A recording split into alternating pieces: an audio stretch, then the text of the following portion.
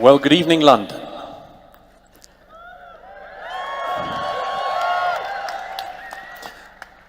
Two weeks ago, Sam Harris and Jordan Peterson met in person for the first time on stage in Vancouver.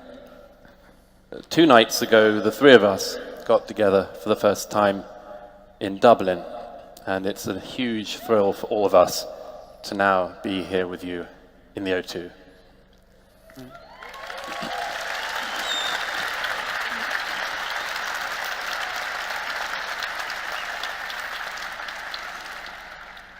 As I said to Travis when these events were planned, I'm not moderate enough to be a moderator, but I'm going to do a little bit of fielding to begin with. So let me start by saying a little of some of the ground we are going to be trying to cover here tonight. We're going to be dealing with the conflict between science and reason. We're going to be addressing the legitimacy. Did I say science and reason? Science and reason, yes. Occasionally there is. We're not addressing that. We're going to be looking at the legitimacy of holding on to religion in any form. And we are also going to be addressing the fact that we need to hide in a sports stadium to address serious issues. But I think to begin with, I'm going to hand over to Sam, and he's going to kick us off properly. Sure. Well, thank you. And first, thank you all for coming out. You really can't imagine how humbling this is to be here with you.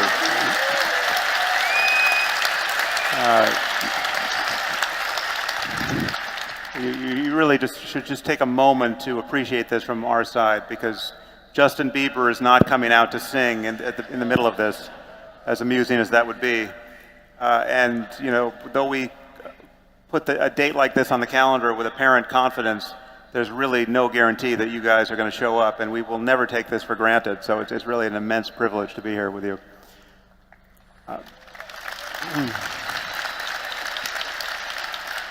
So I thought I could start by first acknowledging how fun this has been to have these series of dialogues with Jordan. Now this is the 4th event we've done, and the 2nd with Douglas. And we clearly share a common project. I mean, we are trying to figure out how to live the best lives possible, both individually and collectively, and we're trying to figure out how to build societies that safeguard that opportunity for as many people as possible. And I think we each have a sense that ideas are really the prime movers here. That it's not that the world is filled with bad people doing bad things, because that's what bad people do, though there's some of that. It is mostly that so much of humanity is living under the sway of bad ideas, and it's bad ideas that can cause good people, or at least totally normal people like ourselves, to do bad things, all the while trying to live the best possible lives. And that really is the tragedy of our circumstance, that we can be that confused. So this is where the difference between Jordan and me in particular opens up, which is, how do you view religion in this contest between good ideas and bad ideas? And for me, religion emphatically gets placed on the side of bad and old and worth retiring ideas, or ideas worth retiring. And I guess by analogy, I would ask you to consider astrology. Right now, maybe I can just get a sense of who I'm talking to. What percentage of you, I want to know, believe in astrology, which is to say, who among you, and you can signal this by applause or howls of enthusiasm, what percentage of you, let me just spell it out so you know what you're committing to, and you know how crazy your neighbor is, in fact. What percentage of you believe that human personalities and human events and the difference between good and bad luck in a human life is the result of what the planets are doing against the background of stars? Let's hear it. Somebody out there. Okay, so now you should know that something like 25% of your neighbors believe that. Oh, there you go. So I'm here. Wait. I'm hearing a heckler among the astrologers. Is that possible? This is the first astrological heckler I've heard. You must be an Aries, sir.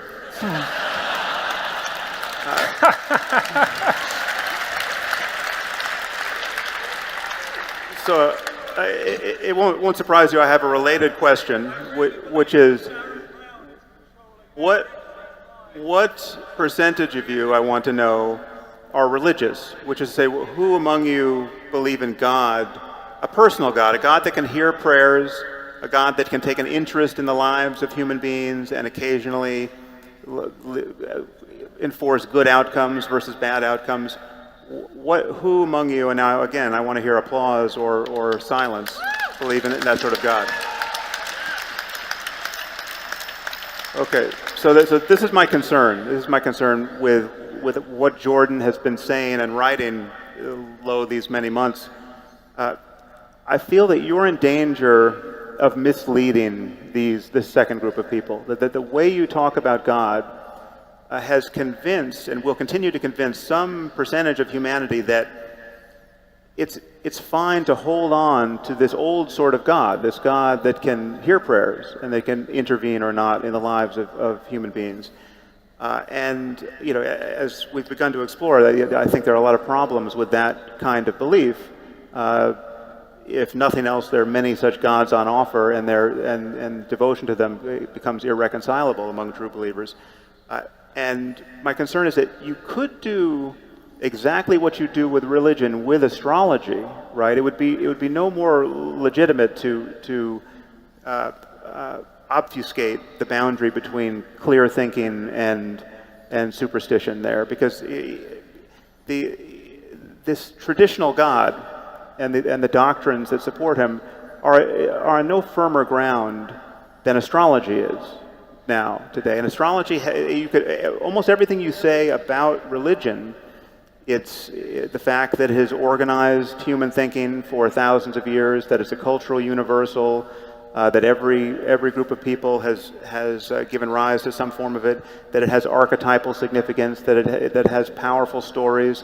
All of that can be said about astrology, and in fact, some additional things can be said about astrology that would argue in its favor. For instance, astrology is profoundly egalitarian. There's no bad zodiac sign. Whoever you are, everyone's got a great zodiac sign, and it's just an inconvenient fact of the discipline that if I read you Charles Manson's horoscope, 95% of the audience would find it relevant, and that's how easily falsifiable astrology is. But my concern is that we could live in a world where societies are shattered over things like different zodiac interpretations. And we don't live in that world for good reason, because we have beaten astrology into submission. And I would say that religion, in terms of revealed religion and belief in a personal God, is, over the centuries, getting the same treatment by science and rationality, and should be. And it is a perverse circumstance that we live in a world that is shattered by religion. Yeah.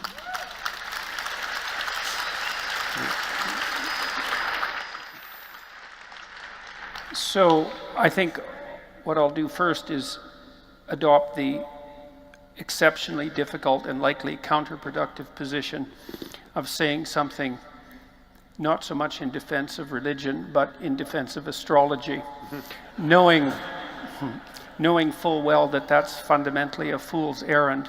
But there's something I want to point out, is that, first of all,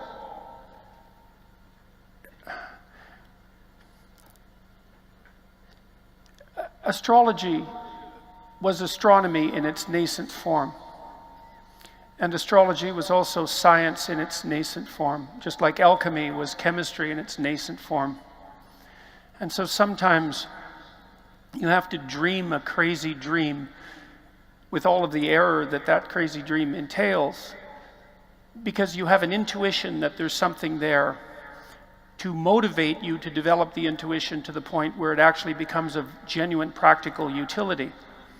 Now, when we look back on the astrologers and we view their contributions to the history of the world with contempt, we should also remember that the people who built Stonehenge, for example, and the first people who determined that our fates were in part written in the stars were people whose astrological beliefs were indistinguishable from their astronomical beliefs. And you might think, well, in what sense is your fate written in the stars? And I would say it's certainly the case insofar as there are such things as cosmic regularities. So it was the dream of astrology that there was some relationship between the movement of the planetary bodies and the fixed stars and human destiny, and that's what drove us to build the first astronomical observatories and to also determine that there was a proper time for planting and a proper time for harvesting and a way of orienting yourself in the world, for example, by using the North Star. It's also the poetic ground that enabled us to identify the notion that you could look up and orient yourself towards the heavens, and that there was a metaphorical relationship between that and positioning yourself properly in life. And at a deeper level, the cosmos was the place that the human imaginative drama was externalized and draped itself out into the world as something that was essentially observable, so that we could derive great orienting fictions from the observation of our imagination.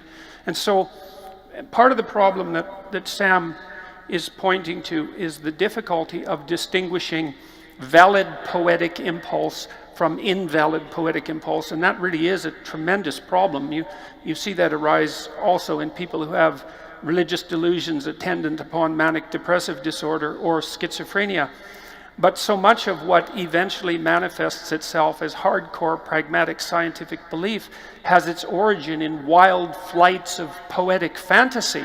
And it's also the case, by the way, that that's actually how your brain is organized, as far as I can tell, that when you, and it isn't just me, there's a very large, what would you call it, research literature outlining the relative functions of the right and left hemisphere, and it certainly appears to be the case that when we encounter something absolutely unknowable or unknown, what we do is drape that unknown thing in fantasy as a first pass approximation to the truth, and then refine that fantasy as a consequence of iterative critical analysis. And so Sam believes that what should happen is that the poetic and fictional domain should be supplanted by the rational domain. Let me just close the loop there. Not okay. Quite. I think we need poetry and fiction, and then there's more to engaging with reality than being a scientist in a white lab coat. But we need to be able to clearly distinguish fact from fantasy, or fact from merely fertile flights of the imagination. And we want to be rigorous there and rational there. And it's not that there's no place for mere creativity that's not on the rails of rationality. Well, look, fair enough then, but I mean then partly what we are disputing is the relative import and of those two domains. Let's say the poetic and the fictional and the rational. And the status of religion now in that. Well, I have a hard time reconciling that to some degree with your more what would you say, formal statements about the problem, because your mechanism, the mechanism that you put forth above all, outside of truth, is rationality. And it isn't clear to me if you're willing to allow the utility of spiritual experience, which you do, and if you're willing to make, what would you say, allowances for the necessity of the poetic imagination, exactly how it is that is also encapsulated under the rubric of pure rationality. See, and here's something, you can tell me what you think about this, and I've been thinking a lot about what Sam and I have been talking about, by the way. So I'm making the case in my writing that democratic institutions not only grew out of the Judeo-Christian substrate, but that they're properly ensconced within that substrate. But I'm also perfectly aware that not every religious or poetic system gives rise to democratic institutions. first, and also that there are Christian substructures, maybe the most obviously in the case of the Russian Orthodox Church, Right. where the same metaphysical principles apply, but out of which a democracy did not emerge. And so it does seem to me that what we have in the West is the consequence of the interplay between the fantasy-predicated, poetic Judeo-Christian tradition and the rational critique that was aimed at that by the Enlightenment figures. And that seems to me to mirror something like the proper balance between the right hemisphere and its poetic imagination and the left hemisphere and its critical capacity. And then I would say that part of the way, so one of the questions you brought up was, how do we decide which, let's say, religious intuitions are valid? And I think we do that in part through negotiated agreement, because people have, look, even among the Catholics, say in the medieval time, there was an absolute horror of heresy. So if you were some mendicant monk and you had a profound religious vision, the probability that you were going to be tried as a heretic and burnt at the stake was extremely high, because even the gatekeepers of the religious tradition realized that religious revelation untrammeled by something like community dialogue, something like that, was something of extraordinary danger. And so I would agree with you that the poetic imagination and the ground of religious revelation is something that can lead people dangerously astray. But I would say at the same time that it constitutes the grounds of our initial exploration, and that it's actually ineradicably necessary. Okay, well, I'll briefly address that, and then I want to ask a question that brings Douglas directly in here. I think this is an instance of what's called the genetic fallacy, the idea that because something emerged the way it did historically, as a matter of historical contingency, it is good. The origin is in fact good and worth maintaining, or that it was in fact necessary, that we couldn't get these good things like democracy any other way, or were unlikely to. And I would say that there's no Abrahamic religion that is the best conceivable womb of democracy or anything else we like, science. That's a great place to get Douglas involved. Yeah. So, but I would just add one other category of thinking here. We have what we think is factual and methods by which we derive facts. I would put rationality there and an empirical engagement with reality. Then we have other good things in life, like fiction and flights of fancy that are pleasing for one reason or another, and could be generative toward the first category. But then we also have, I would acknowledge, and we've spoken about this before, useful fictions and cases, I would hope rare cases where fiction is more adaptive or more useful than the truth, right? That sometimes the truth can be not worth knowing. And I would argue that there are those cases, okay, but they're few and far between. We should focus on that to some degree. Yeah, so I wanted to point to Douglas here and focus on that, because I think your fear, Douglas, is that my style, or Richard Dawkins' style, or Christopher Hitchens' style of anti-theism, just let's just throw the vicars from the rooftops now, because it is time to end this thing. Not literally. Get off Twitter now, but. That's a hashtag, if ever I heard one. Yes. Your concern has been that, and I think Jordan shares this, that so much of what is good in our Western developed societies is, at the very least, maintained by maintaining so-called Judeo-Christian values, or the remnants of our past religiosity, and that there is a baby in the bathwater that can be difficult to discern, and we can't empty the tub all at once, and this is very much because there's a zero-sum contest with the religious enthusiasm we see coming from the Muslim world, and of course the Muslim world is all over the world at the moment. So in that contest between an older style of religiosity and theocracy really, and modernity, you are not as eager as I have been to pull up Western religiosity by the roots. Or chuck the vicars. Yes. Yes, I think that's fair. I think I sit metaphorically as well as literally between the two of you. I realized from our conversation in Dublin some of what your concerns are about what Jordan has been saying and what he is saying, and I share some of the concern. I said to you then that I used the analogy of what our friend Bret Weinstein recently described to me as Jesus smuggling.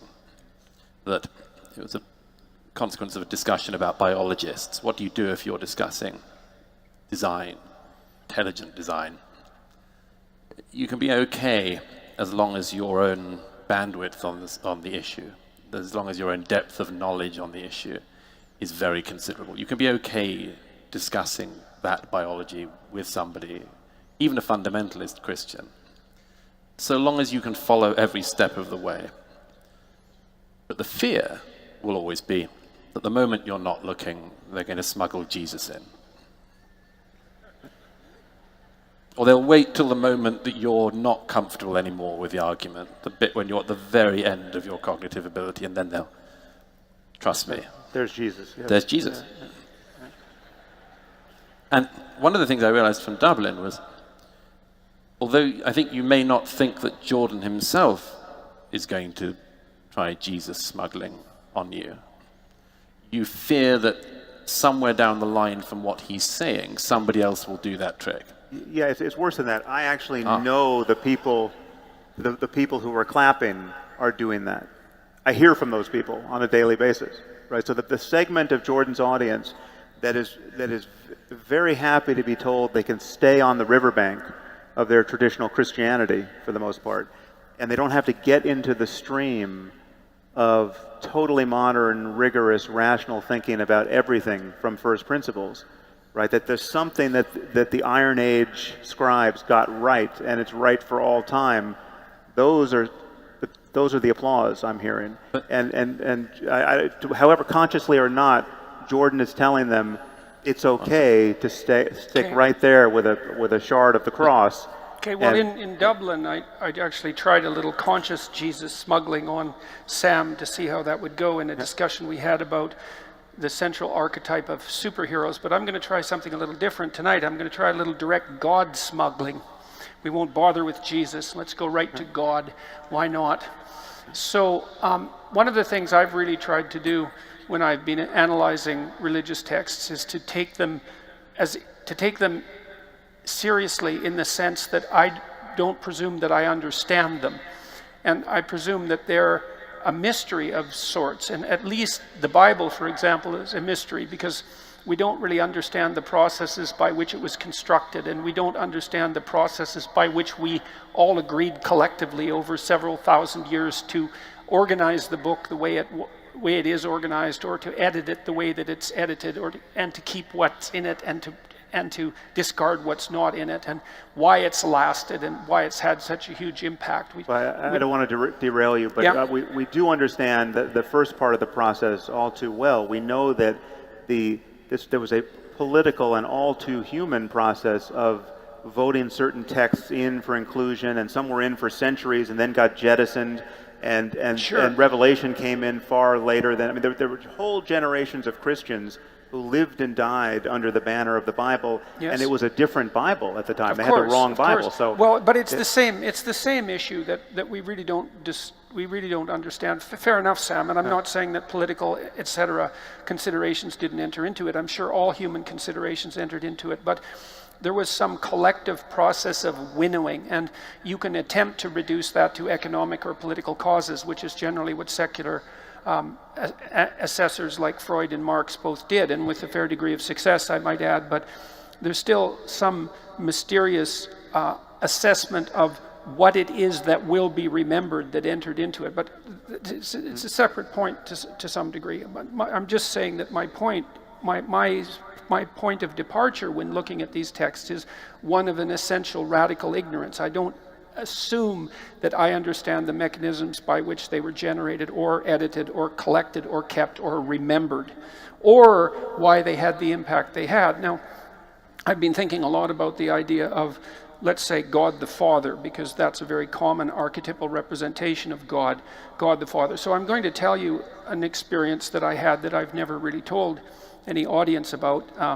I had a vision at one point that the vision had to do with a dialogue that I was having with my father. And you know, you have a father, right? And when you're a little kid, you act out your father when you pretend to be a father. And what you're doing when you're acting out your father isn't imitating your father, because you don't duplicate precisely the actions that your father ever took in his life. What you do is you watch your father across multiple contexts, and you abstract out something like a spirit of the father. And then when you're a child, you implement that spirit of the father in your pretend play, and you come to embody that deeply. So the notion is that people can abstract out something like a spirit of the father. And that's part of our mimetic tendency, which is a very powerful human cognitive tendency. And in this vision, I first started to talk with my father, and I would say more with the spirit of my father, because he wasn't actually there. And I would say it was the wisest part of him. And then that sort of transformed into a discussion that I had with a series of ancestral spirits. And then that transformed itself into a vision of God himself, with whom I had a conversation. And this was a visionary experience. And then that all went away, and I spent months and months thinking about it. And I thought, so you guys can tell me what you think about this. And this sort of stretches my cognitive ability to its utmost limit to contemplate such things. But here's a biological argument. I already made the case that a child can extract out the spirit of the father and embody it, and that's necessary insofar as you're going to be a father and a wise one. But we can also extract out the spirit of the father over much longer periods of time, because my father was a father because he imitated his father, who imitated his father, who imitated his father, as far back in time as you can go. And there's a cumulative development of the spirit of the father across time.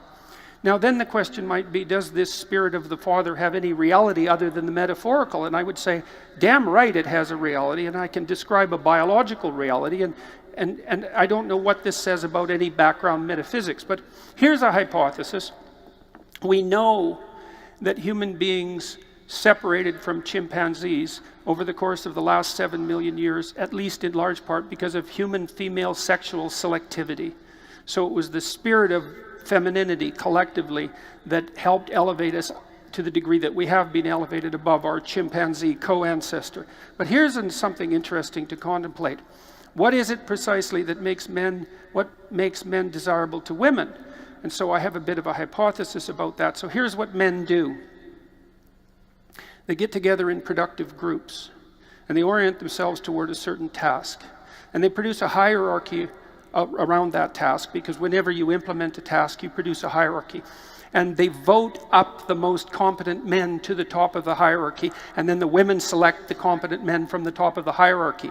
But the vote that determines who the competent men are that are more likely to reproduce is a consequence of male evaluation of men, and that's occurred over millennia. And so there's a spirit of the father that's embedded in the patriarchal hierarchy that acts as the primary selection mechanism that offers men up to women and plays a cardinal role in human evolution. And it looks like we've personified that spirit of the father in our religious imagery. And that's how it looks to me. But then there's something that's even more mysterious and deep about that that's worth considering, is that apparently the entire course of evolutionary history has conspired to produce human beings. And we could argue that it could have been different, but it certainly hasn't been different. And that means that selective spirit of the father has been part of the process that's generated our very being, and it's certainly possible that collective spirit of the father reflects something metaphysically fundamental about the structure of reality itself. Wait, I was with you up until the last sentence, yes. Well, insofar as I agree with virtually all of that, I should say that none of that should give comfort to people who want to hold on to this notion that certain of our books might have been revealed by the creator of the universe. Right? Well, it depends on what you mean by the creator. Yeah. I'm just saying that the world we're living in now is one in which we have whole societies shattered over this notion that some books weren't written by human beings. Right? There's a different class of book. Right? There's a different shelf in the library where the products of almost certainly merely human brains are venerated for all time and considered uneditable and unignorable by the majority of human beings. Yeah, well, And- it's clear that revelation can devolve into fundamentalism, and that's a real But any, Yeah, but problem. the very, Sam, but, so there is a risk in all this always, is an often made critique, but that when you're talking about religion, you're talking about the Inquisition, you're talking about the jihadists, you're not talking about somebody who wants to go to their local Anglican church once a year, maybe get the children into school, and maybe when they're at some desolate moment of their lives returns to this as the place that stores meaning. I mean, the thing that I think Jordan and I are in agreement on in this is that thing, a quote from Schopenhauer in the Dialogue on Religion, when he says, that truth may be like water, it needs vessels to carry it. And when we were talking about this the other night, you admitted that one of the consequences perhaps of the parents sort of going through the belief structures they may not believe in anymore, but they keep doing it, is a demonstration of what you said was the non-embarrassing options that atheists have come up with. But it may also be that since we don't have very many vessels, that cracked and damaged and sometimes transparent as they are, what vessels you have might be worth holding on to. well, no, I think the challenge here is, it feels that, well, first of all, we should first notice that these comments very often take the form of, you and I don't need this stuff, but most other people do, right? And that is, It can do that, yeah. Yes, that's inevitably, and it sort of took that form at one moment the other night, where you acknowledge that people of low intelligence are best placed in a conservative paradigm, a traditionally conservative paradigm, because there's less to think through, right? Now, obviously, you don't want your view on religion summarized by it's good for stupid people. Well, I do want it summarized to some degree that way, because one of the things yes, we do. I'm giving you the opportunity again to put this foot in your mouth. But I would say not only. The thing is that we're all stupid, and some of us are far stupider than others. But we're not. But we're not that stupid. But there's another problem, Sam. I think, and this is obviously a contentious one. One of the things I don't go to church, but there is one thing I admire about the church, and that is that it's managed to serve as a repository for these fundamental underlying fictions for 2 millennia. And that's really something bloody unbelievable. The great, what would you say? It is bloody unbelievable. Well, look, Sam, everything's soaked in blood. We have no disagreement about that. But the secular alternatives that we produced in the 20th century were certainly no less blood-sodden. And they produced nothing of any productivity whatsoever. We need not do it now, but we have to put to bed that secular canard. What would you do? Well, it's just not so that Stalinism was the product of secularism or atheism, and nor it was fascism. A product. It wasn't an inevitable product or product. It wasn't. And please, anyone who has this meme in your head, please just allow the next sentences I speak to just push it out, because I'm so sick of hearing this.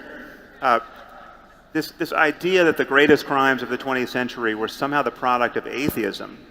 Right. When you look at what actually engineered these atrocities, it was something that looked very much like a religion. It was a religion in every way apart from an explicit commitment to otherworldliness. It was based on that's a big difference. Dogmatism through and through. It was based on personality cults that grew up around figures like Stalin and Hitler and Mao. It was not the ideas of Bertrand Russell and David Hume that brought us to the Gulag or to Auschwitz. Yes, but then you can't say it's the thought of Jesus Christ either. Well, no, it's true. No, I can say that. I can say it was the thought of St. Augustine, and I can say it was the thought of St. Thomas Aquinas explicitly that gave us the Inquisition. This is a fact. Can I make a suggestion? Yeah.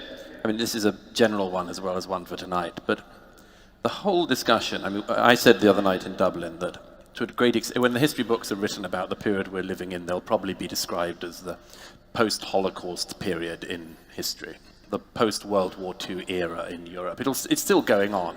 So we're still going through this, trying to work out what happened.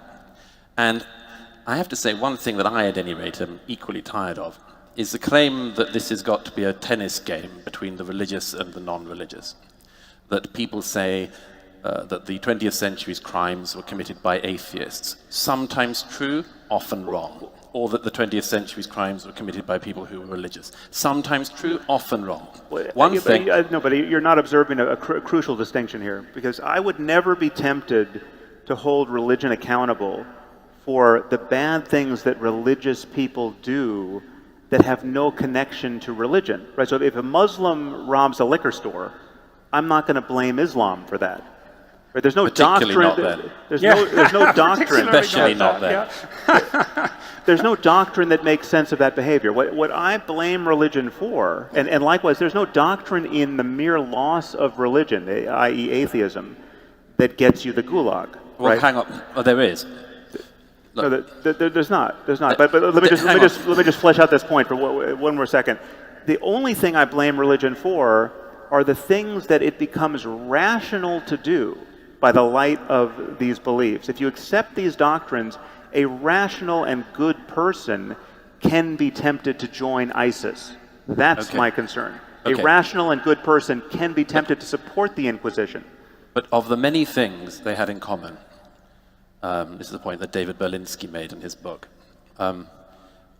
what did the NKVD have in common with everyone who oversaw the Gulag, the SS, the people who guarded the camps, the people who put people on trains? What did they all have in common? What did they have in common with Mao? Among other things, they had in common the fact that none of them thought that God was watching them. None of them thought that they were being observed and would be held accountable. It doesn't help when you think God is on your side. We have just as many examples where people do it because they think God is on their side, right? Sure. God is watching and clapping. I'm not denying that. I'm saying that the attempt to make this a tennis match over the 20th century is a mistake. We're still trying to work out what caused it. Religion had a role, atheism had a role.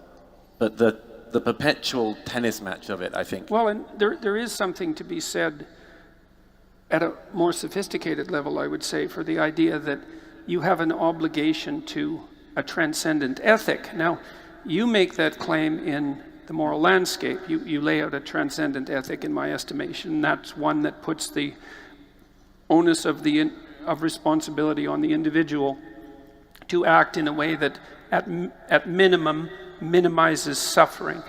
And you think of that as a statement of fact, that that's the proper way of being, and I think about it as an axiomatic statement of faith, and that's one of our differences. But I have been very careful in my analysis of the relationship between the idea of sovereignty and the idea of religious belief. And one of the things that I have worked out, I think, partly from reading such people as Eliade and Jung, was that there is an emergent idea of sovereignty that does involve being accountable to a God. And here's how I would justify that. And I would think about this essentially from a practical and biological perspective, independent of any metaphysical reality that it might have. So the ancient Mesopotamians, for example, believed that their emperor was the incarnation or the representative of a god named Marduk. And that actually bestowed certain ethical responsibilities on the ruler. And so the ruler had to be a good Marduk in order to be a sovereign, to be regarded as sovereign. He had to be the embodiment of these divine principles. And it took the Mesopotamians a very, very long period of time, perhaps several tens of thousands of years. They weren't Mesopotamian during that whole time, obviously, to work out what those principles of sovereignty should be. And the Mesopotamians encoded this in their fictions, in their religious fictions, making essentially the proposition that the proper ruler had to have eyes all the way around his head, because that was one of the attributes of Marduk. So he was someone who was genuinely paying attention, who was capable of coming into voluntary contact with the great chaotic substructure of being and cutting it into pieces and making the habitable world, and also speaking words that were truthful, that had the power, the magic power of truth. And the ruler had to act that out if he was going to be the sort of ruler that his people weren't entitled to slay and sacrifice. And Then once a year at the New Year's festival, he would go outside the city, the walled city, and he would act out his role of Marduk, and the priest would humiliate him and ask him to confess all the ways that he hadn't been a good Marduk, so that he could remember that he had a responsibility to undertake to embody this relationship with these divine principles. And the thing that's so important about this, that's so absolutely crucially important, is that it established the principle that even if you were at the top of a hierarchy, you weren't absolute. There was something above you that you were subordinate to. And one of the extraordinarily useful ideas about the abstraction of even God as a personified spirit, let's say, is that it allows every leader to be subordinate to something that's beyond him. Now, that doesn't mean it can't be misused, but it's a very, very, very important idea. Yeah, except you can get there the other way around. You can realize that even if you're at the top of the hierarchy, you are radically dependent on everyone else. The tip of the pyramid. But everybody at the tip of a hierarchy doesn't believe that. Sometimes they believe that they can do whatever the hell they want. Yeah, but I'm saying if you're going to believe something that's compatible with rationality globally and has the least conceivable downside, I would put in that place not a superstitious attachment to a notion of an invisible friend or punisher who's above you. I would put in its place the totally defensible and palpably true fact that you could be the king of the world, and you are dependent on everyone around you to eat, to not be murdered by them. I mean, you are. I mean, it's amazing how precarious even a totalitarian regime is. I mean, the amazing thing is that these last at all, because in many cases it would just take 50 people to act in unison to kill the tyrant, right? But it never happens because you just have a first mover problem. Everyone is afraid to be the first person shot. But it is a genuine mystery that these systems even perpetuate themselves. And when they unravel, when you see Gaddafi being murdered in a crowd, you realize, wow, it really is just a matter of the restraint and fear of human beings keeping any of these things together.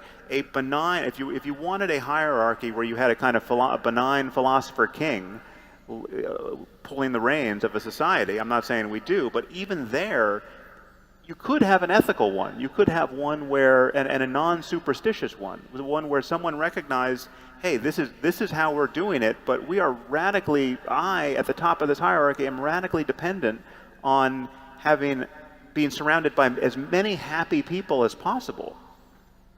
Well, look, I mean, I don't, in some profound sense, I don't disagree with that. We're actually, I mean, this sounds like a fiction, but we're living with this problem, and we encounter this more and more when you talk, in Silicon Valley, as you and I occasionally do, and I'm sure you do as well, where you meet people who are fantastically wealthy, who seem uncannily detached detached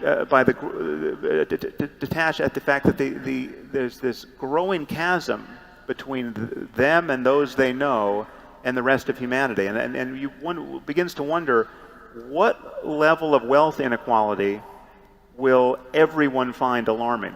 And some people are acting as though there is no level that is alarming, that there's a kind of a law of nature that this thing can grow just impossibly to the point where we have trillionaires walking around and driving in their motorcades, and it's kind of it's sort of the libertarian religion one occasionally runs into, and clearly there's some level of inequality that's untenable, or at least would be undesirable. I mean, it's a funny thing, because that's a place where our thought loops and then agrees to some degree again, because I do believe that you can, in some sense, rationally derive an ethic. So let's take the argument that you put forward and say that, well, and this is an extension of your well-being argument to some degree, which I've thought about a fair bit. It's like, well, okay, what's the optimal solution for you? Well, okay, first of all, there isn't just you now. There's you now, and you tomorrow, and you next week, and you in a year, you in 5 years. So there's you and the you that propagates across time. So one of the implications of that is that you can't do anything that's really good for the you now that isn't very good for you a week from now, right? Yeah. So that means you have to imagine yourself as multiple individuals across multiple time frames. And then you have to figure out what's good for all those individuals across all those time frames, although you discount the future to some degree because of its unpredictability. But then, so that's a very tight set of constraints. And you might say, well, a rational person would calculate what was optimal across all those multiple time frames. Then you do the same thing with other people, which is the point you just made. Well, it isn't just you, because who's you? There's you and your family. And most people are in a situation where they would regard damage to their family as perhaps even worse than damage to them. So whatever they are obviously encapsulates their family, and then to some degree that flows off into the community. And so there is no isolated you, and that's sort of your point with regards to the ethic. But then, so I agree with all that, but then one of the things that I would suggest is that, because that's an incredibly difficult rational calculation, and perhaps an impossible one, technically speaking, but certainly very difficult, that what has happened in part as our great narratives have emerged across time is that we have observed ourselves attempting to solve that multiple identity, multiple time frame problem, and we've told stories about people who do that exceptionally well, and then we've winnowed out those stories, and we've produced these powerful narratives that encapsulate the ethic that does in fact reflect that wisdom. And and I think you actually accept some of that in your moral propositions, which is something that we've talked about before. So for example, although never really agreed on, you certainly believe, for example, that the embodiment of truth is one of the means whereby you solve the problem of ethics. And I would say that that's a deeply rooted Judeo-Christian concept, that it's the truth so above deeply all, rooted that it precedes any notion of religious provincialism. I mean, it's deeper than Judeo-Christian. It's deeper than our humanity on some level. At one point, we talked about the Golden Rule, and I said that the precursor to the Golden Rule can be found even among monkeys, right? The Golden Rule is a good rule even for monkeys. Yes, exactly, exactly. And so, but let me just add to the picture you sketched out. I completely agree with. We have an ethical obligation even to our future selves, right? I mean, we are in relationship to who's going to be the person who's drinking his fourth scotch tonight has some ethical relationship to the person who's going to wake up with a hangover tomorrow morning. And one thing we know for sure, in which we have begun to dimly understand and describe scientifically, is that we are bad at all of these calculations, right? Like the hyperbolic discounting of future rewards. Well, that's also why I think we have these stringent limitations on rationality, Sam, is that we can't solve the problem through calculation. Well, no, but we increasingly can, and even where it's best summarized not by one thing I'll grant you is that it's not always best conveyed or rendered indelible and actionable by being given a nature paper or an abstract from a paper in the literature and being told, this is the way you want to behave to maximize your well-being. It may best be conveyed by certain stories, right? Or certain books that are in the philosophy section of the bookstore, not the science section. And you and I were at the book signing the other night, and someone came up with a copy of the Meditations of Marcus Aurelius, right? A fantastic book. I mean, there's so much wisdom in that book, right? And there's nothing about stoning a girl to death if she's not a virgin on her wedding day. Now, we all recognize that Marcus Aurelius was a human being who wrote this book, and that provenance is no barrier to taking the book deadly seriously. It's an incredibly useful book, and Stoicism could be the, quote, religion or the guiding philosophy of the West. It would be a much better one than Judaism or Christianity, and have virtually none of the downside. And so that's my point, that we're in this perverse circumstance of being held hostage by certain products of literature. And we need to break the spell. And if we're finding it this hard to break, what do we think is going to happen in the Middle East or in sub-Saharan Africa. I mean, the moral progress we need to engineer is a common humanity coming together across shared values. Those are perfectly credible arguments, but the weakness in the argument, I think, is the one that we started to talk about earlier, which is that when you talked with Dave Rubin a while back, and Michael Shermer said the same thing recently, he basically said that atheism is a doctrine of negation. That's what you said with Rubin, is that there isn't a positive ethos in atheism.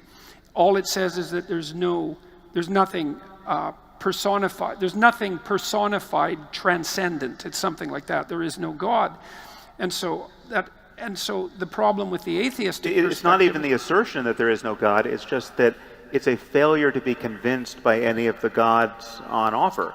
It's just like not believing in Zeus. Fine, and it's not like it's a weak. It's not like it's a weak argument. I mean, I'm perfectly aware that making a deistic case or a case for religion in the face of the claims of the rationalist atheists is perhaps, well, it's a very, very difficult thing to manage. But it is also the case that, and this is where I think we differ with regards to what happened, say, in the Soviet Union and perhaps to also in Nazi Germany, is that when your doctrine demolishes the let's call it the literary or fictional substructure and leaves nothing behind, an ethos needs to be provided, because something will rush in to fill the void. And it's certainly the case, and this is what Nietzsche warned about, even though he was a strident anti-Christian, and it's also what Dostoevsky foresaw. He said, if we knock out the logos from the substructure of Western society, Nietzsche believed that it was Christianity's emphasis on truth that destroyed Christianity, which was an extremely interesting criticism, that Christianity had elevated truth to such a degree that it actually resulted in the demolition of its own dogmatic substructure. But be that as it may, Nietzsche's prognostication was that if we allowed God to die, and perhaps there were reasons for that, that the consequence would be that we would be awash in both nihilism and totalitarian bloodshed, and that is what happened in the 20th century. And there's another aspect to that, which is that you may try to knock out the whole thing and take out some of the substructure, but not the whole thing. That's what Nietzsche also shows. That his prediction, and I think it's blindingly obviously true, that you might in this post-Christian era have a remnant of Christianity such as guilt, overbearing guilt, and no means of alleviation or redemption. Right, which is actually part of the problem of Protestantism, by the way, because it's, and there are other things too that seem to be fundamental religious issues that secularists, I think, have a difficult time accounting for. It's like, so you actually have to grapple seriously with the problem that a doctrine that's essentially one of negation doesn't offer a positive ethos. And you are doing that, to be perfectly fair. You said that reading a Nature paper about the necessity of calculating your ethic across multiple timeframes and multiple persons doesn't have the motive force that's going to drive you to act ethically in life. And I do believe that's true, but I think the fact that the rationalist ethos doesn't have motivational push is actually a fatal flaw. They don't meet every week to read Marcus Aurelius. That's a big problem. And they don't write music. There's no music that goes along with it. There's no art that goes along with it. There's no architecture that goes along with it. I don't know why exactly. But to be fair to the present, most music and most art and most architecture is no longer religious. That it has flown the perch provided by religion traditionally. And most of what we care about in increasingly cosmopolitan and secular societies is not tied to religion in any direct way. And there are even whole religions like Judaism where you have to look long and hard to find anyone who believes much of anything that is religious. I have literally sat on stage debating what I thought was a religious rabbi who was a conservative rabbi, and when I said something that assumed that he believed in a God who could hear prayers, he threw up his hands and he said, "What makes you think I believe in a God who can hear prayers?" And I was just, I practically lost the debate just in my astonishment. It's like, what does it mean to be a conservative rabbi in this case?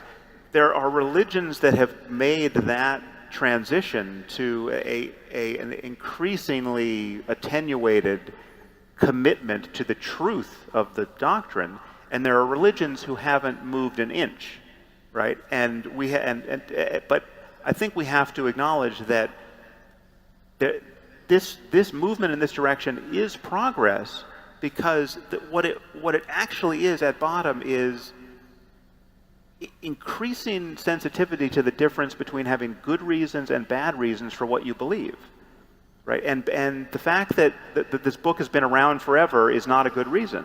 The fact that Mommy told me so. It's not a terrible reason, though, because the fact that something has lasted for that length of time at least makes the fact that it's lasted a mystery.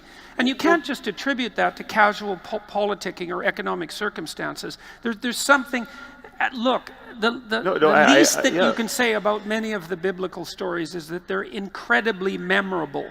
And that means that in some sense they're adapted to the memory structures of our minds. So is the mythology of ancient Greece. It's incredibly memorable. But I don't and disagree with that. All those gods are dead.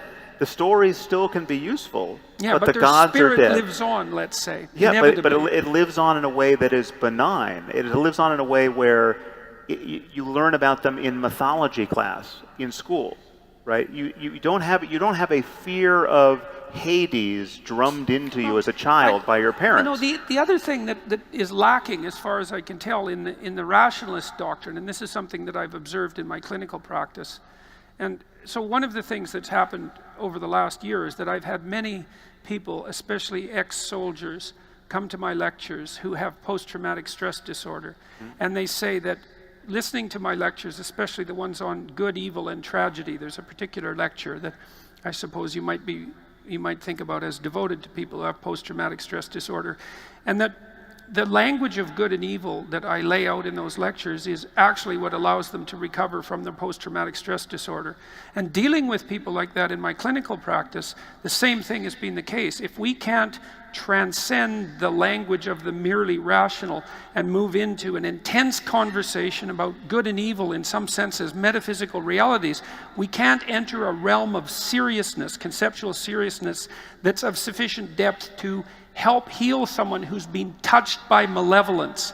Because that actually is what happens to people with post-traumatic stress disorder, is that inevitably the reason that they're so shattered isn't because something tragic has happened to them, although that does happen upon occasion. It's because someone malevolent has made contact with them, and sometimes that malevolent being, let's say, or malevolent force or spirit, for lack of a better word, is something that resides within them.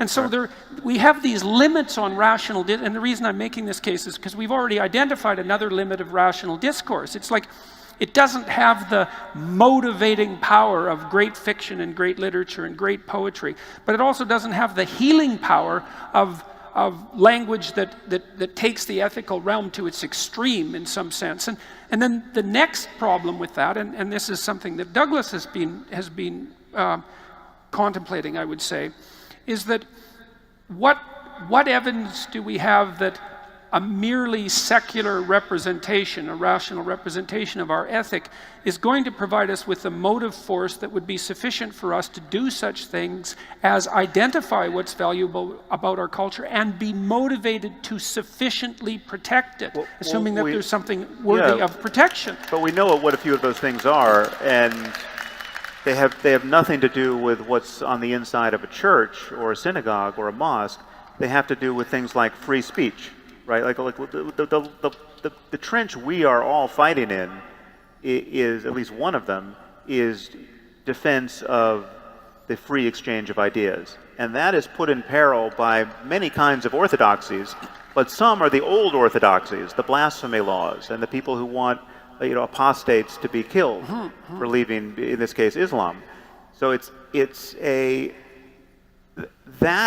those are some of the sacred. If we were going to list the sacred artifacts of art that keep our society worth living in, I think the list is going to be very long before we start getting to the actual sacred objects of any one faith. It'll be things like freedom of speech and freedom of assembly and the the free exchange of ideas across boundaries. The fact that we are no longer religiously or linguistically or geographically partitioned in the ideas we can entertain. Well, it seems to me, though, like, and this may be my own idiosyncratic reading of the domain, but when I look at something like I've often considered a cathedral dome, let's say, and there are very, very old cathedral domes that have an image of Christ put up against the dome, right? So as creator of the cosmos, okay? And I'm trying to look at that from a psychological and even a biological perspective. And what I see is the elevation of a particular image that represents an ideal. And so the Christ that's represented on the dome of a cathedral is something that's projected up into celestial space. So it's an ideal to which you are supposed to be subordinate, or that you're supposed to embody. And the ideal is the ideal of the Logos, technically speaking. The Logos, the Word made flesh, which is not only the Word, free speech for lack of a better term, but also the embodiment of that, elevated to the highest principle. And that is given status as the creator of the universe. And the reason for that, in part, and this is written into the Judeo-Christian doctrine right from line 1, is the idea that it's through the discourse that you value so much that we actually engender the world as such. And that is a divine principle. And it's also, in my reading, the divine image of God that men and women are made in. And so what I see in the underlying metaphysic, where you see superstition and fundamentalism, and look, fair enough, and it's not like I would ever argue that that's not a danger. I see the imagistic and dramatized representation of exactly the idea that you hold to be paramount above all else, which is your commitment to truth, expressed in speech. Okay, well, my concern, and this is where I started with you, is that you could give the same charitable reading of astrology, and you'd even be tempted to do it as we talk about astrology, as you showed at the outset. Now, but I don't think why is it a charitable reading, Sam? Like, well, no, so how else would you explain the existence of something like a cathedral with that image? Like, what the hell were people doing when they built that? I'm saying we could. It's by dint of mere historical contingency and questionable luck that we're not living in a world where the cathedrals have stained glass windows with signs of the zodiac on them.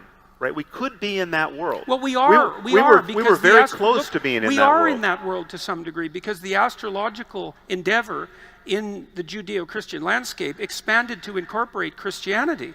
And there's an entire astrology of Christianity, including representation of Christ as the sun. So we are in that world. So my point is that we recognize that the literal claims of astrology, the mechanism by which astrologers think it works, is intellectually bankrupt, right? And if any significant mayhem were being caused by people's commitment to astrology, if we had presidents of the United States who couldn't get elected unless they paid lip service to a literal belief in astrology, if we had presidents who were consulting their astrologers to figure out when to meet with other world leaders, right?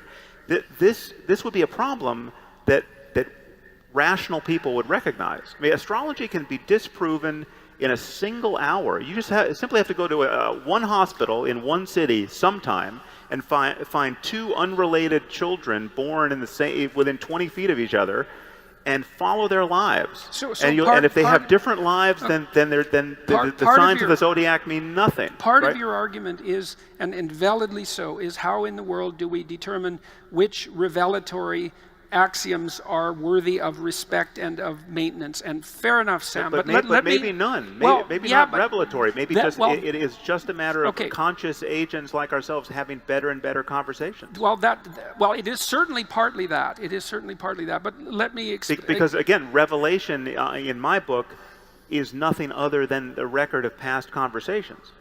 So you've either got Iron Age conversations shaping your worldview, or you have conversations like these shaping your worldview. Or you have both. You can have both. Yeah, but then you have a dialogue with the past. But which brings me to Marcus Aurelius. I read him with great pleasure and and astonishment, frankly. I mean, it is such a modern and edifying take on ethics and one's own personal well-being, and just not being encumbered by thoughts and and vanities that are so easy to cut through once you notice them, but so captivating and deranging of your life when you don't. And there's more wisdom in that book than almost any book I can name, and you don't have to believe any bullshit to honor it and use it. Let me offer you a continued explication here. And you didn't answer my question about what all these crazy medieval people were doing, spending almost all of their excess capital, building a representation of the sky and putting an image on that. So just hang on a sec. Okay. So let's talk about what it would mean to embody the truth. So there's a deep idea in Christianity that this is what it would mean. It would mean to confront the suffering of life voluntarily to its fullest, which would mean to accept the necessity of death and betrayal at the hands of your fellow men without undue bitterness. To accept that voluntarily and to still understand that your fundamental ethical task is to work towards the redemption of the world. And that's associated with that image that's cast upon the heavenly dome. And that isn't a charitable reading, Sam. That's an essential analysis of the fundamental doctrines of Christianity. Yes, but I could do the same thing with Buddhism and give you a slightly different story, but nonetheless inspiring and edifying. And I could do the same thing with you can't do it with rationality. But I can do it with Greek. No, that's not true. I can do it with Greek mythology. I can do it with any of these domains. But the crucial bit for me is that in order to make use of those stories, I don't have to believe in Revelation. I don't have to believe that you get everything you want after you die. I'm not sure Jordan's suggesting that you No, but I'm talking about the applause of conventionally religious people who think that their conventional religion is in some way cashed out or redeemed or supported by the reading you're giving now of Christ in the starry heavens. It's not, unless you're adding this other piece, which is some probabilistic claim that, yes, this book probably was dictated by an omniscient being, unlike any other book. Well, or maybe the Muslims are right, that Archangel Gabriel did show up to Muhammad in his cave and give him the one final revelation, never to be superseded. And just on the merits of the text, we know that's not true. We know, for all it gets wrong and all it fails to get right about the nature of our circumstance, we know that book is not the best book ever written on any topic. And here I'm speaking of the Quran, but it's true of the Bible. It's true of the Meditations of Marcus Aurelius. But no one's claiming that about the Meditations, and that's a crucial difference. It's a difference that explains so much unnecessary suffering in our world. And again, what I fear about the way you talk about religion is that at the end of all these conversations, I'm still not sure what you believe on that point, frankly. And if I'm not sure, no one out there is. Well, I don't know why you would expect to be sure about what someone believes. How do you think that any one of you are capable of fully articulating what you believe? You certainly aren't. You are not. That's completely ridiculous. You're not transparent to yourself by any stretch of the imagination. You act out all sorts of things that you can't articulate. But how about a best guess? Yeah. You know, if you look, let's go all cognitive neuroscience on this, shall we? 99% of your processing is unconscious. You're not capable of articulating yourselves. If you were, you'd be omniscient. Okay, but don't give me any nonsense about that. But that is a. I've never heard so many people applaud an evasion of a simple question. It was a good one, though. Yeah. Okay, honestly, yes, everything you just said about not being fully transparent to yourself is true, and you are ruled by committee in there all the time, no doubt. But I'm asking what you actually believe. I mean, there's several things I can ask. I mean, almost any one of these threads can pull the whole tapestry. But to take Christianity as an example, what do you believe about the origin of this sacred book, the Bible, Old and New Testament? Do you believe that just maybe it has a status unlike any other book, or is it simply old writing of human beings just like ourselves? I think it's both. Okay, so but so what does that mean? That you're saying that there's somebody who's taking dictation that is unlike any other dictation. So Homer, though Well, Sam, creative, it's not or like Shakespeare, though creative, was doing understand something the else. sources of inspiration. Okay, but, if you but talk to everyone's been creative inspired. people, if you talk to creative people, Yes, they often describe themselves as something approximating a conduit through which higher wisdom is pouring. Again, you're dodging. Shakespeare could say that, and Yes. and any writer can say that. Ultimately, Yes. right? And it's also the case that we would rank order those writers, which is why you pointed to Shakespeare, in terms of the generalizable validity of their revelations. Sure. And so, well, look, so you run into the same issue. You criticize the Bible, and look, fair enough, but you're also evading a very important issue, which is how do you quantitatively rank the contributions of literature without assuming that there's a hierarchy of revelation? There's a hierarchy of wisdom. Sure, there's a hierarchy of human wisdom. I will grant you that every day of the week. But But we're talking about primates like ourselves having conversations, and this is the most important game we can play. I mean, this is the best game in town, and it has always been so.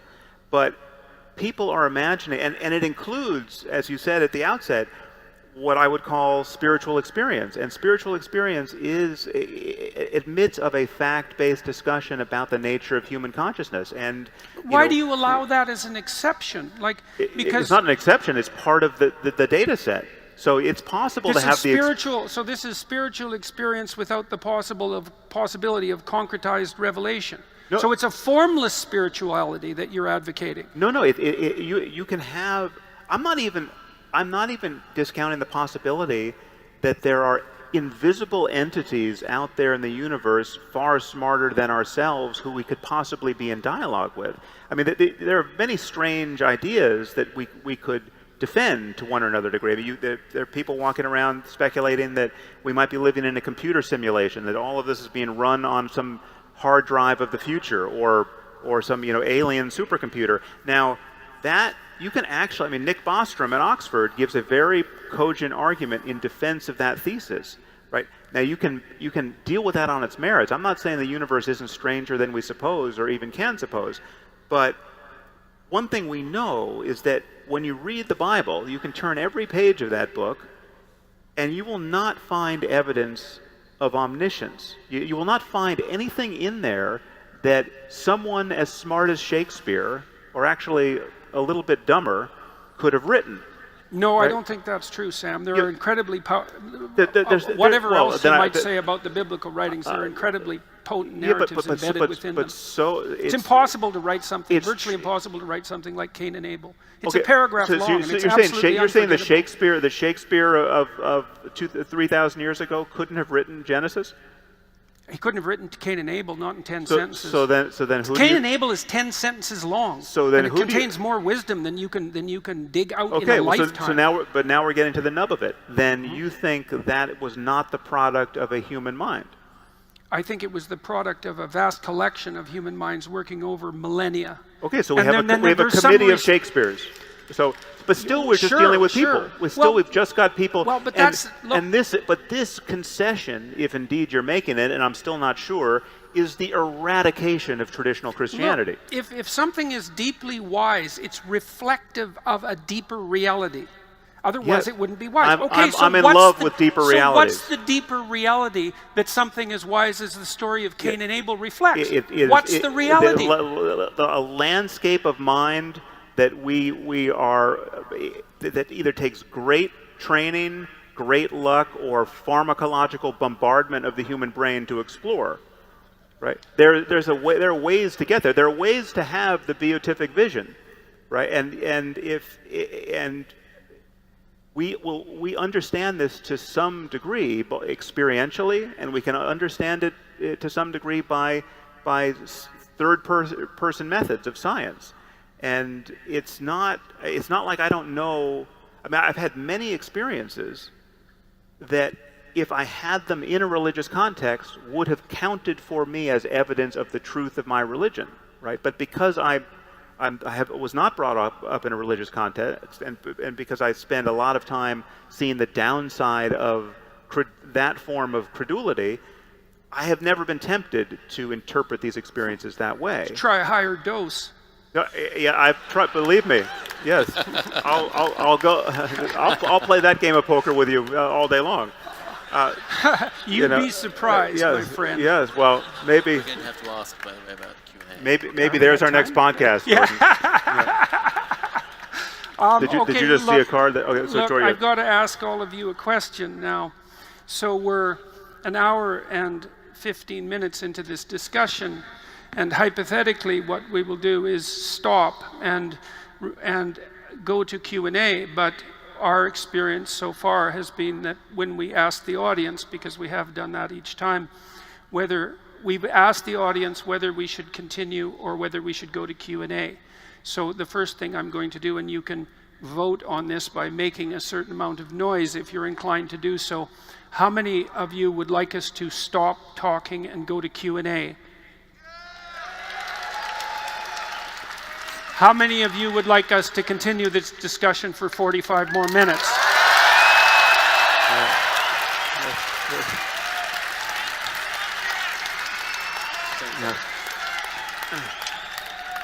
It seems to me that it's an objective fact that the latter people have the floor. It really is going to be a rude awakening when those applause are reversed, however. Yeah, Yeah. we know Really it's time to humiliating. stop. Just It's get time to off stop the at that stage. point. Yeah. Yeah. Yes, Okay, okay. so let me. Douglas, I you would were going have to to say say- something.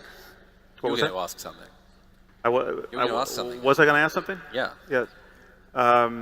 That's I not putting forgot what I someone was Okay, on the gonna well, ask. I'll ask you something. Let's go back to one of the core problems that we've been trying to address, which is the apparent failure, perhaps, of the rationalist atheist types to develop an active ethos that has sufficient beauty and motivational power to serve as a credible replacement for the religious rituals.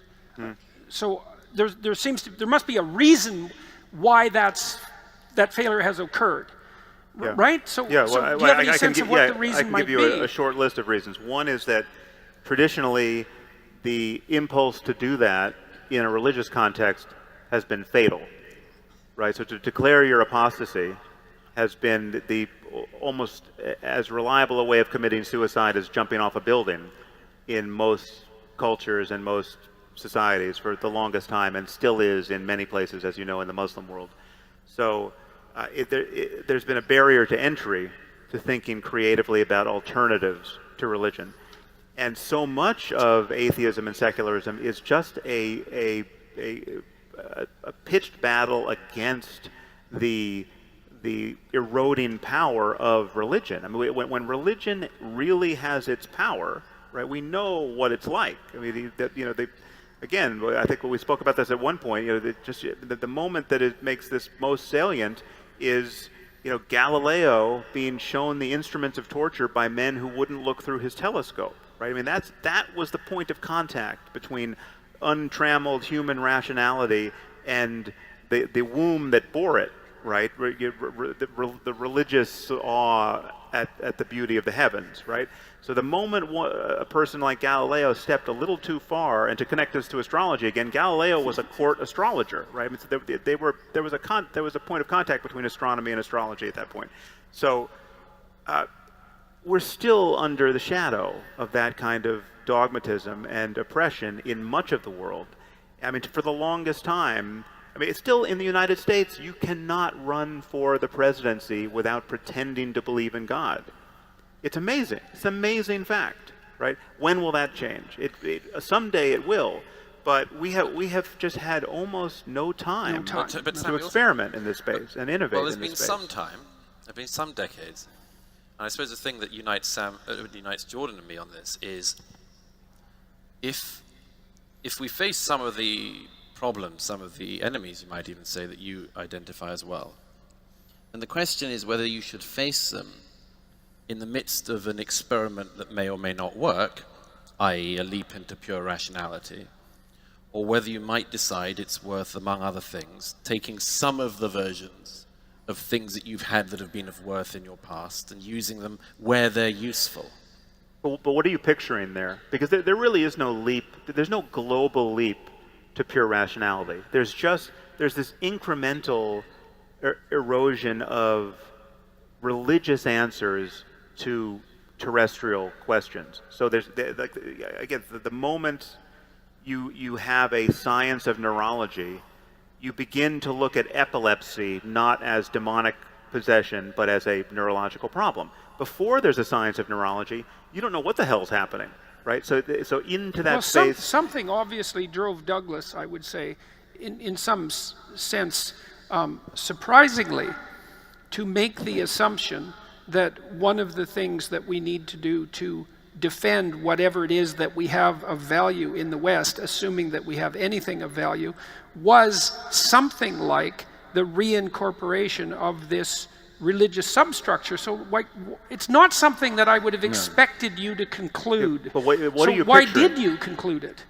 Well, partly for the reason I just suggested, that the leap into pure rationality, there's no evidence yet that it's going to work, or it's going to be enough, or enough people are going to be able to partake in it. But give me the precise place where you're worried that it's going to fail, and what are you imagining Well, you doing? think it's Let me give failing now. Yeah, let me give you one example. Yeah. I mean, we may be in the midst of the discovery that the only thing worse than religion is its absence. And where are we discovering that? Look at the religions that people are making up as we speak. I mean, every day there's a new dogma, and you and I and Jordan have repeatedly tripped over those dogmas. Some usually survived, it has to be said, but they're stampeding to create new religion all the time at the moment. Every new heresy that's invented. And they're not as well thought through as past heresies. They don't always have the bloody repercussions yet, but you can easily foresee a situation in which they do. Right, I mean, a new religion is being created as we speak by a new generation of people who think they are non-ideological, who think they're very rational, who think they're past myth, who think they're past story, who think they're better than any of their ancestors and have never bothered to even study their ancestors. Right. So, but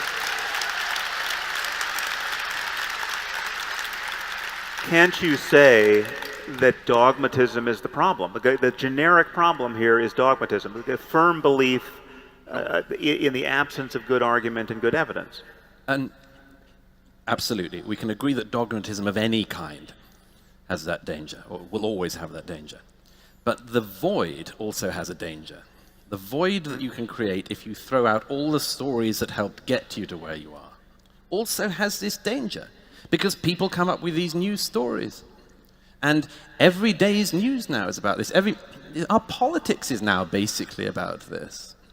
I mean, well, actually... Yeah, and what's flown in to fill the gap seems to be something like a new tribalism. Absolutely. Which is exactly what you'd expect in some sense, right? If you demolish the superordinate system, religion divides people, no doubt, but it also unites people. Yes. And so one of the things that arguably unites people above their mere tribalism is their union in an abstract religious superstructure. Yeah. And then if you demolish that, well then one of the things that does seem to happen is the emergence of a reflexive tribalism, because people need a group identity of sorts. And the easiest thing to do seems to be to revert to ethnicity and race and gender and sex, etc., etc. And then we do end up, and have ended up, in this situation that Douglas outlines. And one of the things I think that distinguishes us temperamentally, possibly, maybe because you're a little more on the liberal side and I'm a little more on the conservative side, even temperamentally speaking, is that your fundamental terror is that of fundamentalism, although you also state in the moral landscape that you understand the perils of nihilism. And I would say my fundamental terror is that of nihilism, even though I'm sensitive to the catastrophes of fundamentalism. But I don't think you do address the problem of the void sufficiently, because I don't think that you have anything to offer except, and I'm not trying to minimize your offering. You make a case that people should work to alleviate suffering and that we should live in truth, but Jesus, Sam, you can summarize that in 2 sentences. It doesn't have the potency of the fictional, literary, artistic substructure that seems necessary to make that into something that's a compelling story. Well, so this is where we might disagree. This could be a fundamental disagreement, because I don't see the problem of nihilism the way you do, or the way it's advertised. Like once you rip out the false certainties and the bad evidence and the bad arguments and the mere dogmas imposed on us by prior generations, that hole never closes safely with anything else. You have to put something in its place that's shaped just like that, some other false certainty or some other story. And I simply don't think that's the case. I think there's so many things we outgrow, both individually, in our own childhoods, and culturally, that where there is no void left. There's no Santa Claus-shaped void that we have to fill with the exact same thing. But people certainly experience that. Some people, void. yeah, people. I'm not discounting the fact that it is hard to be happy in this world. I mean, we are living in a world that seems perfectly designed to frustrate our efforts to find permanent happiness. So you asked me, you put me on the spot a while back. But let me just add my answer to this. I Yep. just think that there's the recipe for a good life, or at least a minimal recipe for a good life. It's not that this is all that's entailed, but this is certainly necessary, if not sufficient, is to live a life that is increasingly motivated by love and guided by reason. Right? You can't go very far wrong if you are motivated by love and guided by reason. Right? And the problem is that.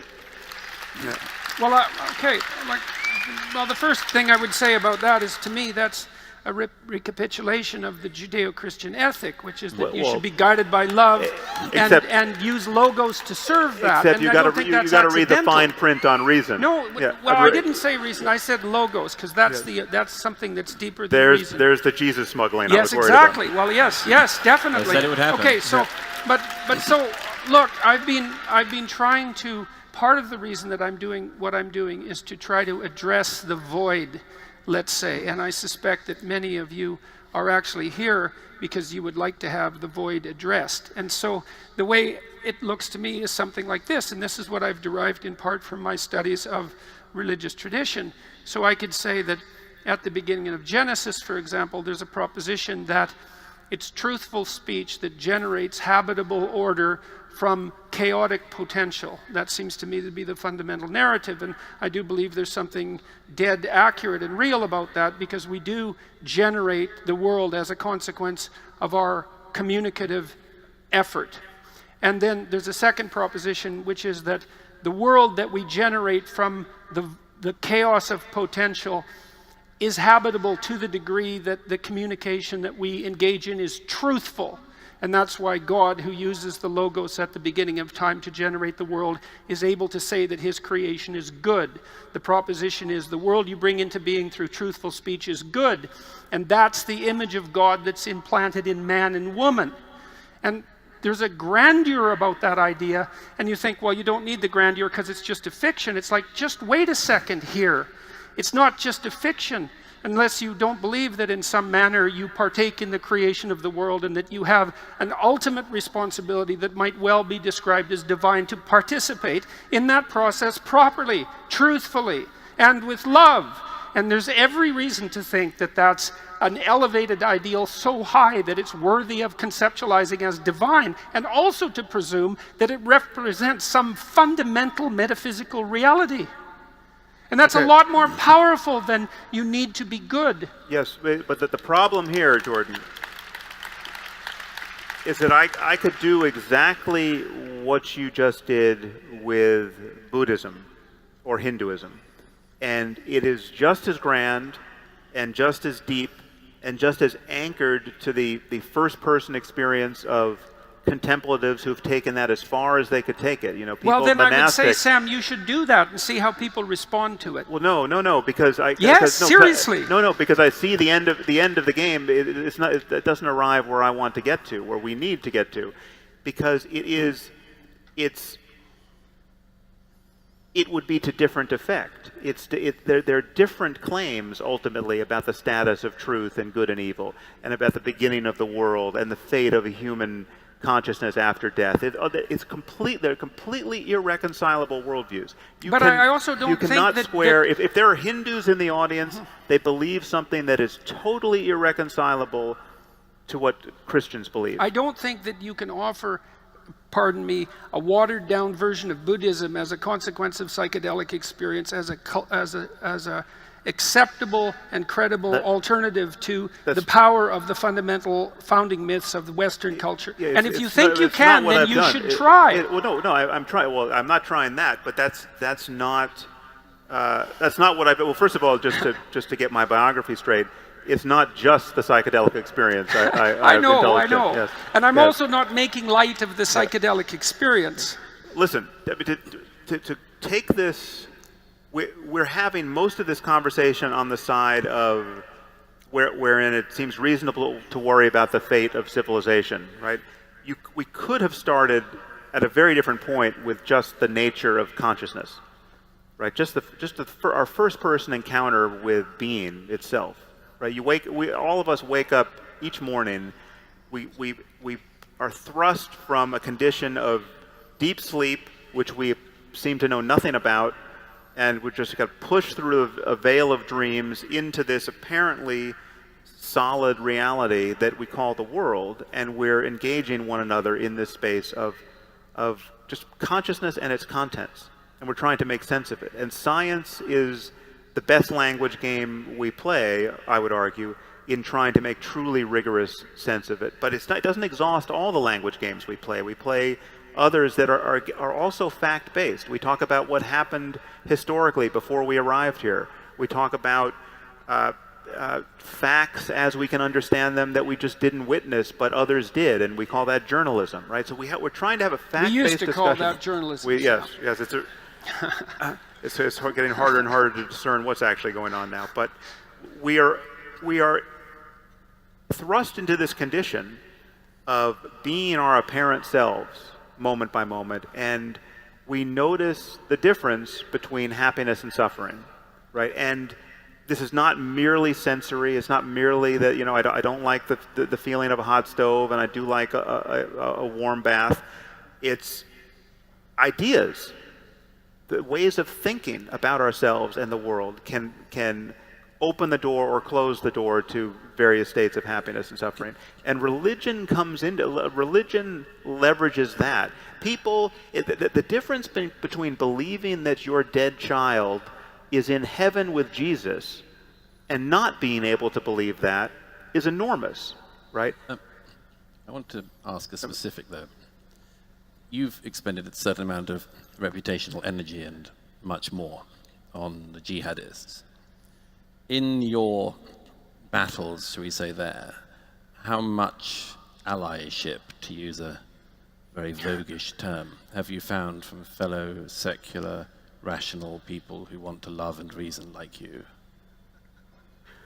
Well, that is a leading question, isn't it?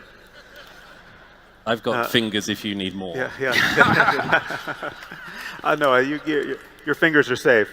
No, unfortunately, but this is a problem of, I wouldn't ascribe this to, well, the allies you can easily find among deeply religious Christians, say, are there for the wrong reasons, right? I mean, so I can find, I can go into... Are there wrong reasons for that? Well, no, they're wrong reasons. They're there for the wrong... Well, they see the problem clearly for the wrong reasons. So, for instance, I meet secular scientist types, anthropologists, say, who are so far from knowing what it's like to believe in revelation that they don't believe anyone else does. Oh. Right? So when you tell them that members of ISIS really believe that if you die in the right circumstances, you get 72 virgins, and you're in, surrounded by rivers of milk and honey and all the rest. If you go into the ivory tower, you meet people who don't believe that anyone believes that stuff. But if you go into a megachurch, they know people believe that stuff because they believe their own dogmas, right? That's what it's like to be effortlessly right for not especially good reasons. The fact that you believe a book was written by God, and therefore it's trivially easy for you to understand that someone else believes that, but they just have the wrong book. That's not the rational basis for understanding our circumstance that we're looking for. I'm not saying whether one is right and one is wrong, but one seems to have more commitment in that. And in one battle you're fighting, commitment may be important. Yeah, indeed. There may be many reasons why the people who deeply want to love and be rational are absolutely no damn use in that fight, because they want to preserve their happiness a bit longer, preserve their comfort a bit longer, cannot understand people who genuinely come from a fundamentalist standpoint. Yeah. And therefore, and there's also other, well, to steelman their case for a moment, it is understandable to be sensitive to and guilty about the history of colonialism and the reality of racism, and to be so committed to tolerance as your master virtue that you're tempted to tolerate intolerance and not recognize it to be cowardice, which in fact it is. Making tolerance your core value is much different than making truth your core value, which is an interesting thing, because, and perhaps this is one of the places where you and the fundamentalist radical leftists, let's say, differ, is that the core value that's emerging there is definitely one of tolerance, whereas the core value that you espouse is one of truth. And truth and tolerance are not the same thing. Yes, and so it might also, nor is the pursuit of truth and the belief that as a result truth can be found, that it's not a single thing on its own, you just pursue it as a hobby. It's just something you do, but that you believe that at the end of it there is a truth to be found. Yeah. But Douglas, what do you fear is the case here? If there were more people like me in the West, right? Well, maybe I'm the outlier here. I'm somehow infected by this overweening commitment to truth and rationality and science, and yet I'm still motivated to worry about jihad. But you're worried that there are many people like me who are oblivious to the problem. Why are you worried about it when so many other people who are hypothetically, this is the question you asked, why are you so worried about when there's so many people who are hypothetically like you that don't seem to be worried about it? I mean, maybe you're wrong and you shouldn't be worried about it, although Douglas is obviously worried about it too. One answer is a possibility, it's my worry at any rate, that we may be living in an era when we are discovering that the Enlightenment and the Enlightenment's values never went very wide and didn't go terribly deep.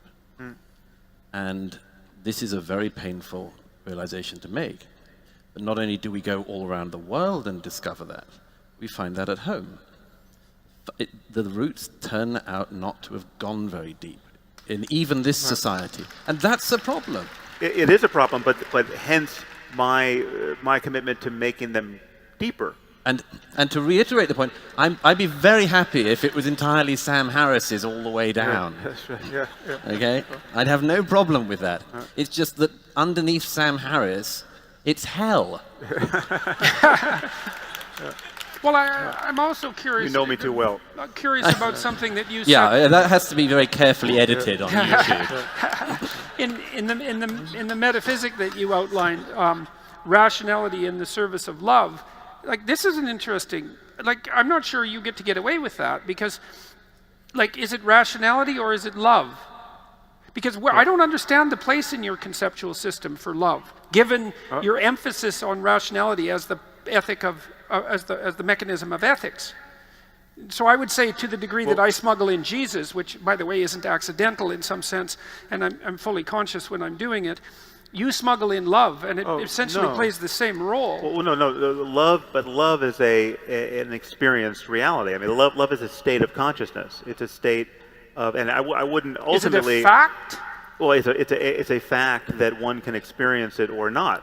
Well, to varying degrees. But that's not the same thing. No, it is. No, it is. I mean, there are. It's a fact that you can experience something, but the thing that you're experiencing is, there's also the thing that you're experiencing as a fact. Well, no, there are facts about the range of human experiences. I mean, I think, and not even just human, just conscious experiences. That if we can build computers that can feel love, I mean, that's not inconceivable, and we'll either succeed in doing that or not.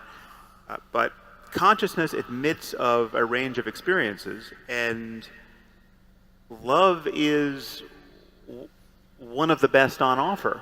It's not the only one we care about, but it's the one that anchors us to a positive commitment to the well-being of other conscious systems.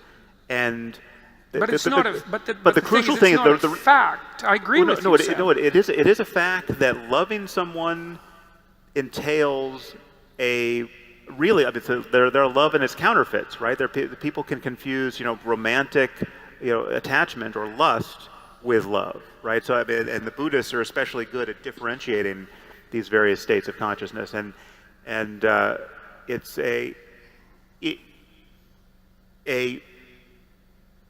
this true pleasure, mental pleasure in the company of another that is colored by a commitment to their well-being, a wanting them to be happy, a wanting to have their hopes realized, a non-zero sum commitment or sense of your entanglement with them.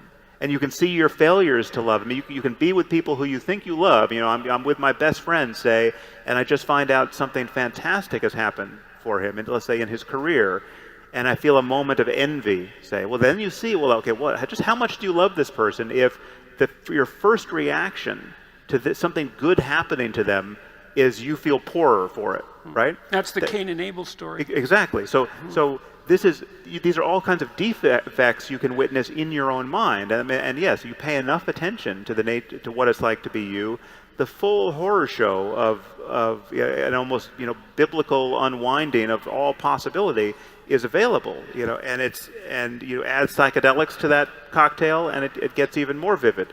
But so are you saying that this is your claim that that's a it is a fact. These are facts about the human mind, and it is also factual to say that it is possible to navigate in this space. It is possible to design institutions and social systems and ethical commitments that help us navigate in this space. And it's not that we all have to get up every morning naked and try to rebuild civilization and all of human wisdom for ourselves each day. We inherit the most useful tools. You don't have to figure this all out for yourself. And my appeal to you is that we should want to use all the best tools available without hamstringing ourselves by this notion that certain tools must be the best for all time, or certain books must be read on every page with equal diligence because this book came from the creator of the universe. When we're reading Marcus Aurelius, if he gets something catastrophically wrong on page 17, we say, well, what the hell? He lived 2,000 years ago. There's no way he knew everything, right? And we turn the page. Okay, right? so we can't do that with the Bible and the Quran. Here's a mythological representation of that. So there's an ancient idea, a very ancient idea, that when you face the void, what you do is confront it and leap into it. And what you discover at the bottom is a beast, and inside that beast you discover your father lying dead, and then you reanimate your father and you bring him back to the surface, and that's the means of dealing with the void, right? And so in essence, in some sense, that's just what you said. You said that except that, again, there's something confabulatory about that, because you can I could change the valence of virtually every word you use there, and it would also sound profound and true. I could swap father for mother, and I could swap void for mountaintop, and it could be the same seemingly archetypal journey, and someone could make sense of it. It's not that easy, Sam. Like, that's the same thing. It's damn easy. I've done it with a cookbook. But look, if it's that easy, then you can write great novels. And you can tell great stories. Well, if it's that easy, it's not that easy to write a great story.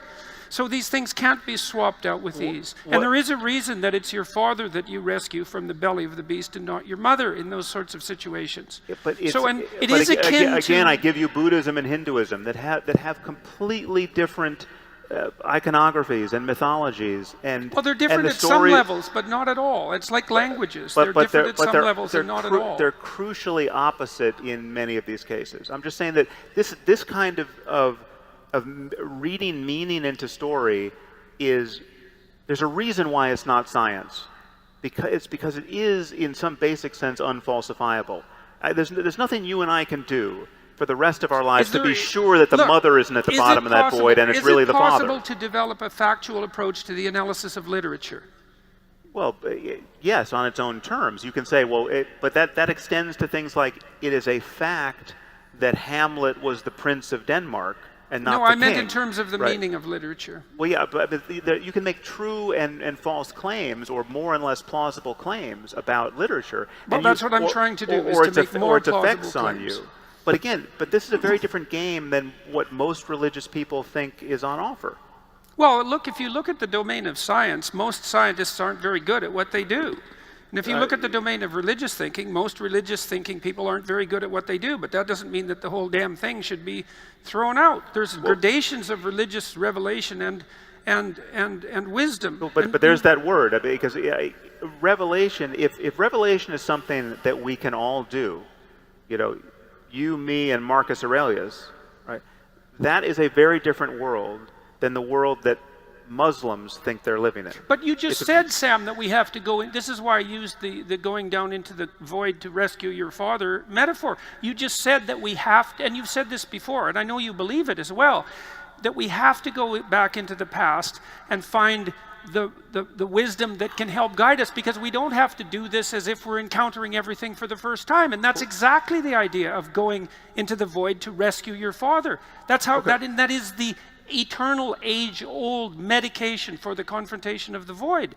And you said it yourself, and so I don't know which it is. It's like, do we have to go into the past to rescue what's best, given the understanding that there is something there worth rescuing, or not? Is it pure rationality and nothing else moving forward, unconstrained by convention? It's just, again, it's I want our certainties.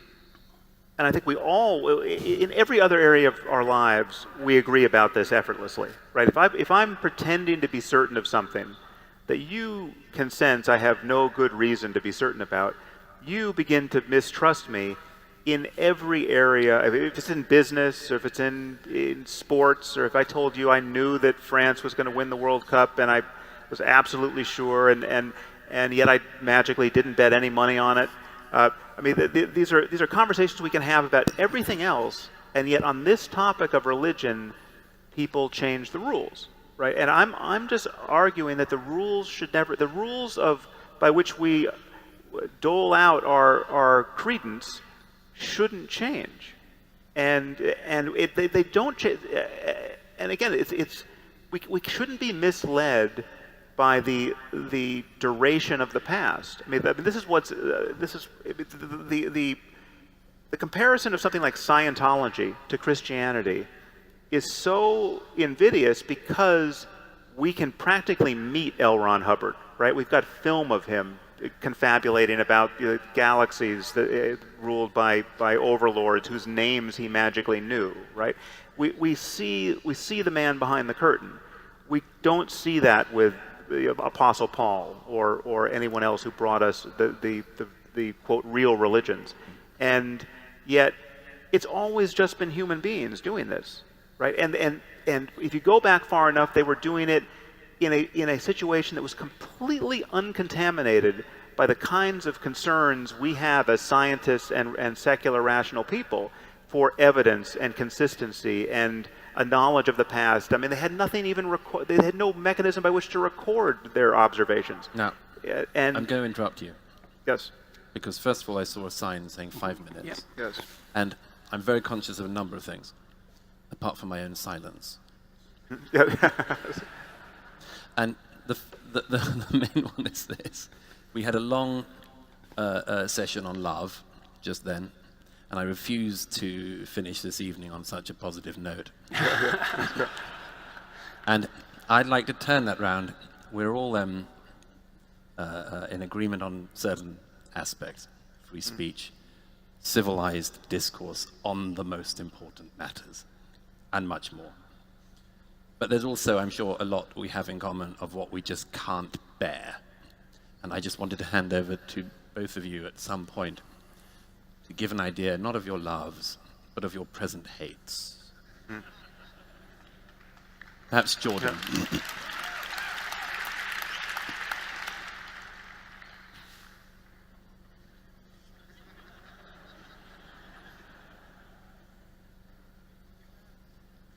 Hates. Well, I would say that I spent a lot of time over the last 30 years trying to understand the part of me that could be deeply satisfied as an Auschwitz prison guard. And I would say that that part is something that's worthy of hate.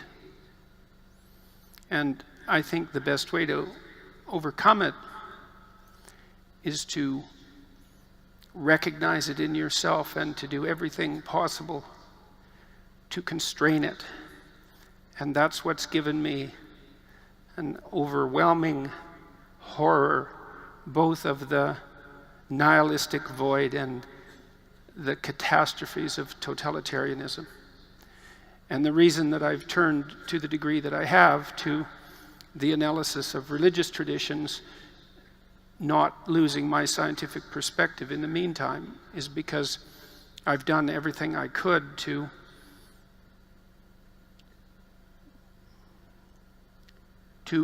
extract out the wisdom necessary to understand how to deal with that bit of unredeemed evil that every bit of us possess.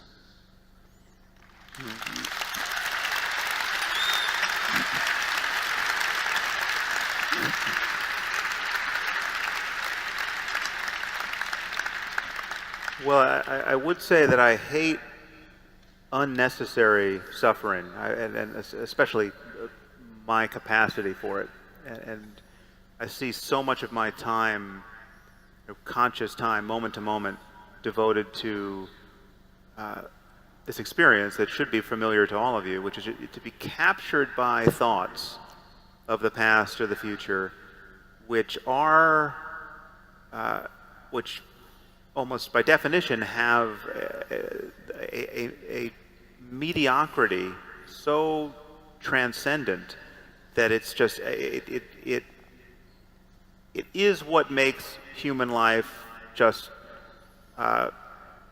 pure monotony and pettiness, and everything that religion advertises itself as a corrective to, right? So I mean, what I'm sensitive to is that someone like Sayyid Qutb, when he came to this is Osama bin Laden's favorite philosopher, when he came to America in the 50s, he saw his hosts and their neighbors spending all their time, bragging about how well mowed their lawns were and what new Chevrolets they had purchased, and he looked at all of this as it was just the quintessence of desecration and lost opportunity and the lack of profundity, and for him the corrective obviously was Islam.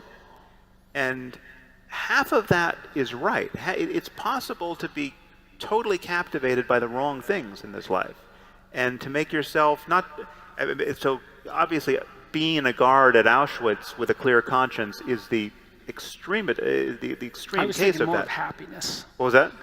More of being a guard at Auschwitz with happiness. Yes. Okay. Yeah. Even worse still. Right. So that's the extreme case, and to realize that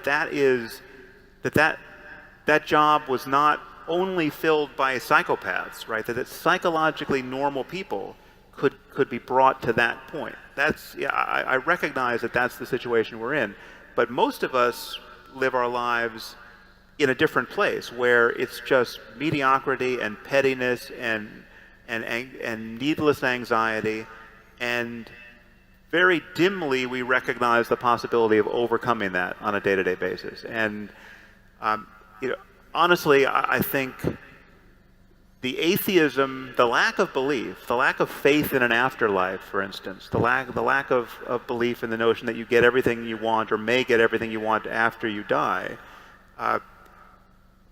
it helps, leads to greater depth rather than to superficiality here. It's like when I kiss my daughters goodnight, right, it is with the understanding that I may never see them again, right? It's not with the assumption that if the roof caves in, we'll all be reunited in heaven along with our pets, right? Which is what many people find consoling about faith. But that, and so what I would say, what I hate in myself and what I hate in our culture is everything that conspires to make the preciousness and sacredness of the present moment difficult to realize. And that's the tide against which I keep pushing.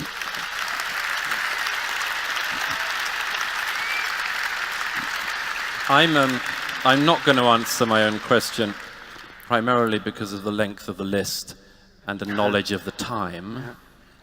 But I would say that if there was one thing I hate, it's the fact that conversations like this, civil discussion on the most important matters between people who have enormous amounts in common and have important disagreements, which engage with the past and which are going to be facilitated for a long time by a knowledge of all the extraordinary progress we're about to hit, can take place in an arena like this with an audience like you, who have all come out and now sat here for 2 hours.